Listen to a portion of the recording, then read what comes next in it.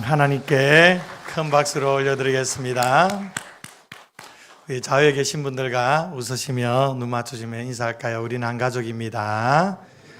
사랑하며 축복합니다. 오늘은 종려주일입니다.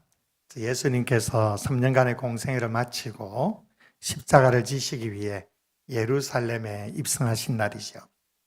예수님께서 어린 나귀를 타시고 예루살렘 성에 들어가실 때에 수많은 군중들이 종려나무 가지를 꺾어 흔들면서 호산나 다윗의 자손이여 찬송하리로다. 주의 이름으로 오시는 이여 가장 높은 곳에서 호산나 호산나, 이렇게 수많은 사람들이 예수님을 웰컴하면서 외쳤습니다.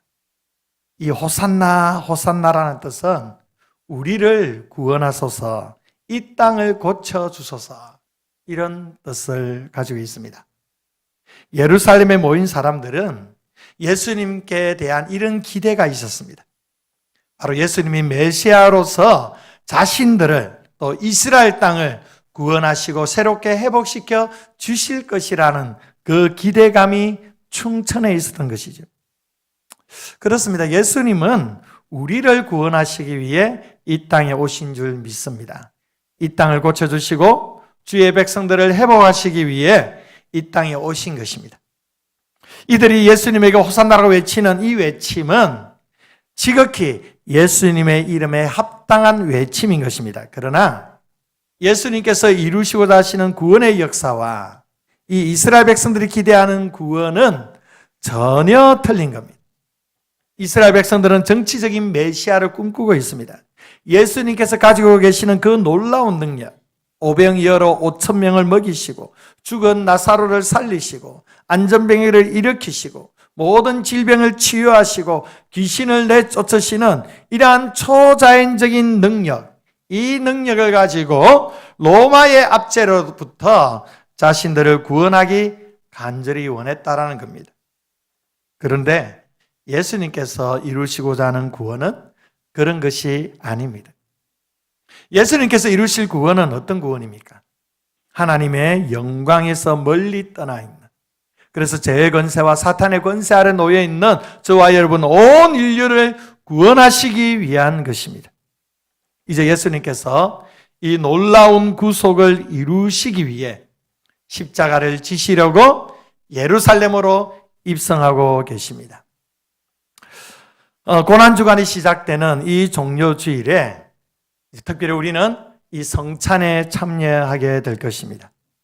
우리는 지금까지 낮 예배 시간에 고린도전서 강해를 통해 고린도 교회의 당면한 현실을 통해서 우리 교회를 들여다보고 그 말씀을 가지고 다시금 교회의 본질을 회복하는 그런 시간을 가지고 있습니다. 이제 이 고린도전서 강해의 연장선상에서 이제 뒤에 함께 나누게 될 이 고린도 교회의 성찬의 문제를 좀 앞당겨서 먼저 이 시간에 함께 나누는 가운데 우리 안에 회복해야 될 성찬의 의미를 다시금 되새기는 그런 시간을 가질 수 있기를 원합니다. 고린도 교회는 참 많은 문제를 안고 있는 교회입니다. 우리는 계속 이 말씀을 가지고 계속 묵상하고 있습니다. 우리는 3장까지 고린도 교회 안에 있는 분쟁의 문제에 대해 말씀을 나누었고, 이 분쟁을 해결하기 위해서는 그리스도의 십자가의 복음으로 돌아가야 됨을 함께 나누었습니다. 이 분쟁의 문제가 실제 많이 드러났던 부분이 어디에 있느냐면 성찬에 있었습니다. 그래서 사도 바울이 11장에 이르러서 성찬의 문제를 다루고 있는 것이죠. 이 초대교회 때의 성찬은요, 우리처럼 이렇게 성찬식을 하는 것이 아닙니다. 이 성찬은 식사 자리에 있었습니다. 그래서 성찬이라 하지 않고 성만찬이라고 말하는 거죠. 함께 공동 식사를 하는 중에, 함께 식사를 나누는 중에 포도주와 떡을 가지고 예수 그리스도의 살과 피를 기념하는 것입니다. 그런데 고린도 교회 안에서 이 성만찬을 하는데 문제가 생겼다는 겁니다. 그 문제가 오늘 본문 앞에 20절과 21절에 잘 말씀해 줍니다. 우리 20절, 21절을 함께 읽도록 하겠습니다. 시작. 그런즉 너희가 함께 모여서 주의 만찬을 먹을 수 없으니 이는 먹을 때에 각각 자기의 만찬을 먼저 갖다 먹으므로 어떤 사람은 시장하고 어떤 사람은 취함이라. 아멘. 고린도 교회 구성원들 중에 이방인들도 있었고요, 유대인들도 있었다고 했습니다. 또 특징적인 것은 부자들도 있었고 가난한 사람들도 있었습니다. 당시 로마인들의 관습에는 음식을 먹을 때는 차별을 했습니다. 차등을 두었어요. 그래서 제일 좋은 음식은 자신과 가장 가까운 친구들을 위해 준비를 하고요, 그 다음에 조금 못한 음식은 덜 가까운 친구들을 위해 준비합니다. 그리고 마지막 제일 천한 음식은 가난한 노예들에게 주었습니다. 이것이 고린도 교회 성만찬에도 그대로 나타났다는 겁니다. 당시에 부자들은 시간이 많았습니다. 굉장히 여유로웠습니다. 그래서 그들은 성만찬을 할 때에 일찍이 와서 그 맛있는 음식들을 자기들끼리 다 배불리 먹고 가버리는 겁니다. 그러면서 그 안에 성찬을 자기 임의대로 진행을 하는 거죠. 그 속에서 심지어 먼저 온 어떤 부자들은 이 성만찬 때 포도주를 너무 많이 먹어가지고 취한 사람도 있었다고 21절에 말씀하고 있습니다. 취할 정도로 포도주를 마셨다라는 거예요. 가난한 사람들은 어떻습니까? 가난한 사람들은 죽자 일을 하다가 이제 늦게 왔습니다. 그러니까 먹을 게 하나도 없습니다. 먹지도 못하고 성만찬을 베풀 포도주와 떡도 다 이제 부자들이 다 먹어버렸어요. 그러니까 성만찬에 참여할 수도 없는 겁니다. 이 가난한 사람들이 가지는 그 소외가 얼마나 컸겠습니까? 그래서 이런 문제로 그들 안에 분쟁이 일어나게 되었고, 이런 점에서 고린도 교회의 성만찬은 부자들끼리의 만찬이지 주님의 만찬이 되지 못했습니다. 이것을 바로잡기 위해 사도 바울이 본문에서 성만찬에 대해 교훈을 하고 있는 것입니다.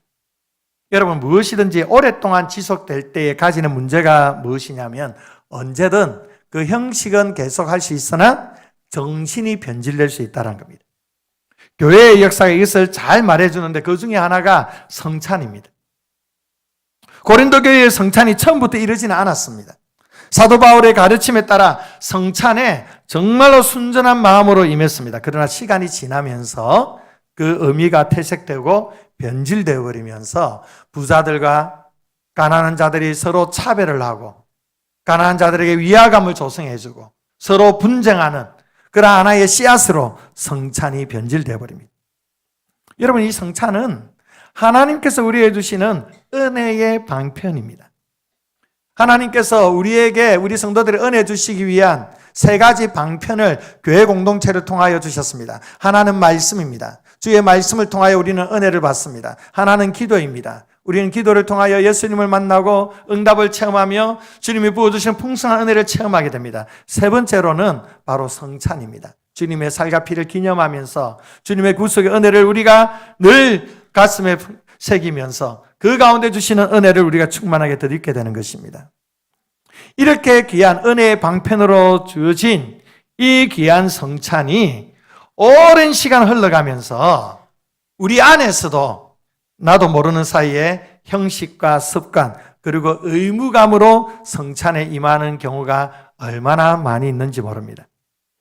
여러분은 이 성찬을 대할 때에 어떠한 마음과 어떠한 자세로 대하고 있습니까?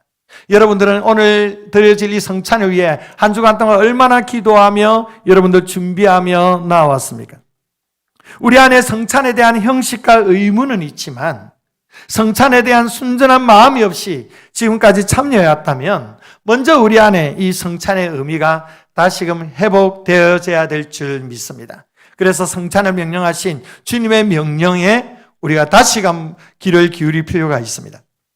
본문에서 그래서 사도 바울이 성찬에 대해 중요한 교훈을 주고 있는데 가장 먼저 이 성찬을 제정하신 분이 누구이신지 다시 한번 말씀해 주고 있습니다. 23절에 보면 내가 너희에게 전한 것은 주께 받은 것이다 라고 말씀합니다. 성찬 예식을 전수해 주신 이가 바로 주님이십니다. 예수님께서 직접 제정하신 예식입니다. 바울은 고린도 성도들에게 성찬에 대한 자신의 생각을 말하는 것이 아닙니다. 자신의 어떤 의도나 자신의 어떤 자의적인 해석을 말해주는 것이 아닙니다. 예수님의 가르침대로 정확하게 전달해주고 있습니다. 그럼 왜 예수님께서 성찬을 제정하셨습니까? 25절에 보니까 나를 기념하라 하셨습니다. 기념하기 위해서입니다. 기념은 바로 기억하라는 의미입니다. 예수님께서 우리를 구속하기 위하여 십자가를 지신 그 놀라운 사랑을 기억하라는 겁니다. 왜 기억해야 되죠? 우리가 잘 까먹으니까요. 잘 잊어버리고 망각하니까 그렇습니다. 쉽게 잊어버립니다. 사람들은요, 희한하게도 안 좋은 일에 대해서는 좀 자기를 힘들게 했고, 자기를 분노스럽게 했고, 자기 마음에 정말로 고통을 가져다 주었던 그러한 안 좋은 일에 대해서는 절대 잊지 않습니다. 끝까지 가슴에 품고 있습니다. 그런데 은혜 받은 일에 대해서, 감사하는 일에 대해서, 누군가에게 호의를 받았던 그 일에 대해서는 쉽게 잊어버리는 겁니다. 이게 우리의 죄성입니다. 그러기 때문에 우리는 계속적으로 기념을 해야 됩니다. 그 기념을 통해 계속 기억해내야 되는 것이죠.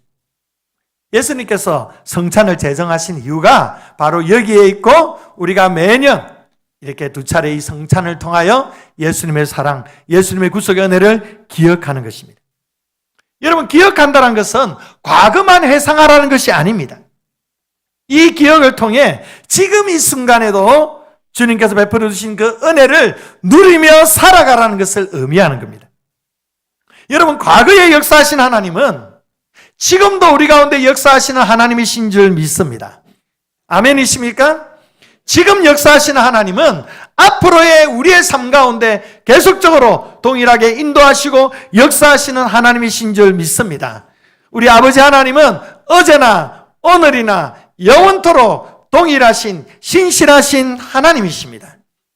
우리는 이 주님의 은혜에 대해 기억할 때에 과거에 행하신 아버지 하나님 은혜에 감사할 뿐만 아니라 지금 동일하게 우리 가운데 역사하시고 앞으로도 역사하실 하나님의 놀라운 은혜를 우리가 경험하며 그렇게 살아가게 되는 것입니다. 그래서 우리에게 기억하라, 기념하라 말씀하는 것이죠. 그러면서 24절에 예수님께서 23절, 24절 뒤에 보면 떡을 들어 축사하셨다는 말씀이 있죠. 떡을 들어 축사하시고, 주님께서 먼저 떡을 들어 축사하셨습니다. 축사라는 것은 유카리스테오라고 해서 이것은 감사하다라는 겁니다. 축복하다라는 겁니다. 찬양한다는 뜻입니다. 예수님께서 떡을 떼시면서 먼저 하나님께 감사하며 찬양을 올려드리고 있습니다. 여러분 생각해 보십시오. 자신의 살이 채찍으로 또 십자가의 못으로 처참하게 찢어지고 모든 피가, 모든 물이 몸에서 다 쏟아져 나오는 이 극심한 고통을 지금 잠시 후에 받아야 되는데 도대체 무엇이 감사한 것이고 도대체 무엇이 하나님을 찬양하는 이유가 되는 것입니까? 이런 상황에서 어떻게 하나님을 찬양할 수가 있는 것입니까? 이것은 무엇을 말씀해 주는 겁니까?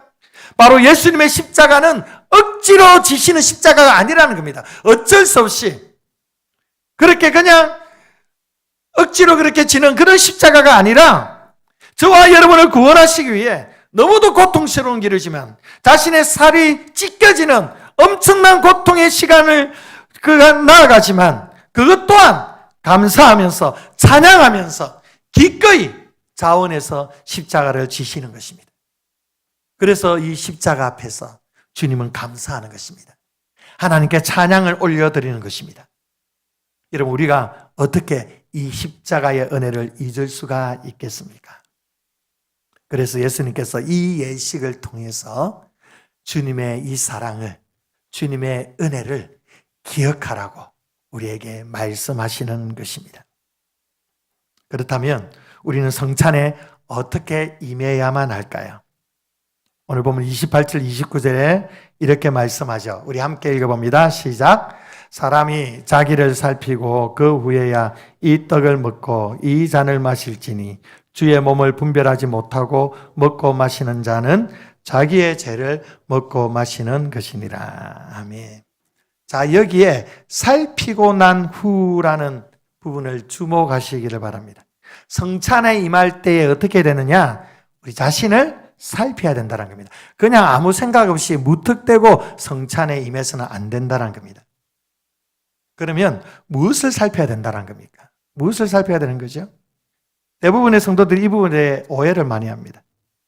그러니까 자신이 그동안 살아왔던 행위들에 대해서 생각을 하는 거예요. 내가 얼마나 영적으로 또 윤리적으로 깨끗하게 살아왔는지, 혹시 세상의 죄의 유혹에 넘어지며 살아오지는 않았는지, 하나님의 뜻에 불순종하며 그렇게 살아오지는 않았는지, 이렇게 자신의 행위를 살피는 것으로 생각을 합니다. 그래서 자신의 삶을 돌아볼 때에 너무도 부끄러우면 성찬에 참여하지 말아야 된다라고 생각을 하는 것이죠.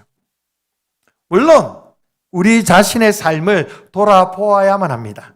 성찬을 앞두고 기도하면서 우리 자신의 모습을 돌아보고 살피면서 임해야 되는 것은 맞습니다. 그러나 여러분 생각해 보십시오. 영적으로 윤리적으로 깨끗한 사람, 정결한 사람만이 성찬에 참여할 수 있다면 도대체 성찬에 참여할 수 있는 사람이 얼마나 되겠습니까? 여러분들이 오늘 이 자리에 성찬에 참여하게 될 텐데 정말로 하나님 앞에 부끄럼 없는 사람, 정말로 죄에서 자유한 사람, 그 자신의 불순종과 그 어떠한 하나님의 마음의 뜻을 저버리는 그런 삶이 아니라 정말로 하나님을 기쁘시게 하던 그런 사람만 성찬에 참여해야 된다면 여러분 이 자리에 성찬에 참여하는 사람은 누가 있습니까? 여러분들에게 성찬에 참여할 수 있겠습니까? 뿐만 아닙니다. 우리가 연약하면 연약할수록, 죄를 지으면 지을수록 예수 그리스도의 찢기신 살과 피의 은혜가 더 필요하지 않습니까? 더 성찬에 적극적으로 참여해야 되지 않겠습니까? 여러분, 예수 그리스도의 살과 피가 아닌 도대체 어디에 무엇으로 우리의 죄를 씻음 받을 수가 있다라는 것입니까? 여러분, 자기를 살핀다는 것은 이처럼 자신이 한 주간 죄를 지었고 하나님 앞에 부끄러운 삶을 살았다면 성찬에 참여해서는 안 된다는 말씀이 아닙니다. 그럴수록 성찬에 참여하셔야만 합니다. 여기서 자기를 살핀다는 것은 주의 몸을 분별하는 것과 연관이 되어 있는 거예요. 주의 몸을 분별한다고 할 때에 우리는 두 가지 측면을 보아야만 합니다. 먼저 주님의 몸이라는 십자가에서 죽으신, 찢기신 그 예수님의 몸 자체를 가리키는 겁니다. 예수님께서 십자가에서 죽으신 그 의미를 잘 분별하고 잘 깨닫고 성찬에 참여해야 된다는 것입니다. 또 주의 몸이란 주님의 몸된 교회를 가리키는 것입니다. 주님의 몸된 교회가 나뉘어지지 않고 온전히 성령 안에 하나 되어서 한 몸으로서 주님 앞에 영광 돌리기를 원하시는 것입니다. 우리는 우리 자신을 분별할 때에 이 두 가지 앞에 서야 됩니다. 이 두 가지를 잘 분별하면서 살피면서 성찬에 참여해야 된다는 것입니다. 먼저 십자가에서 죽으신 예수님의 몸을 분별해야 된다는 것입니다. 오늘 성찬을 대하기 전에 먼저 여러분들이 이 질문 앞에 진지하게 설 수 있기를 바랍니다. 여러분에게 있어서 이 십자가는 무엇입니까?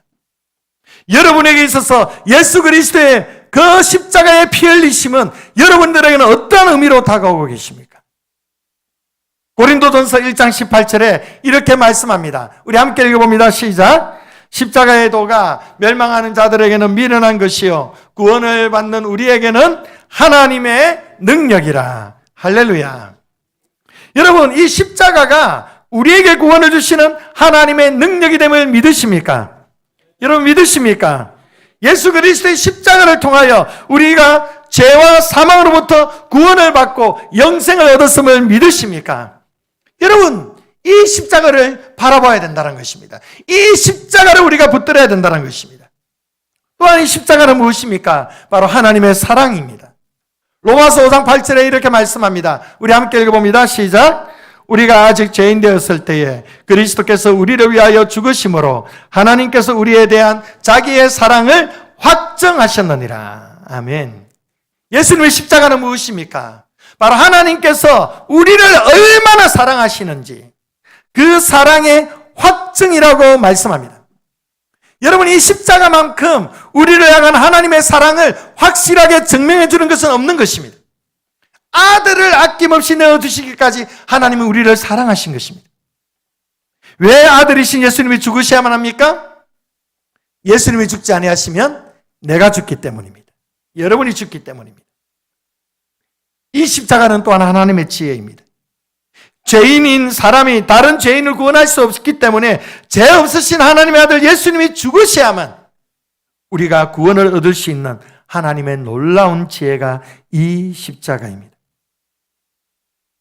우리는 이 십자가가 하나님의 사랑이요, 하나님의 능력이요, 하나님의 지혜라는 사실을 깨달아야만 합니다. 그리고 이 십자가로 말미암아 우리가 구원받은 하나님의 백성이 되었음을 기억하셔야만 합니다. 그래야 할 때 우리는 이 성찬의 기쁨과 감사함으로 참여할 수가 있는 것입니다.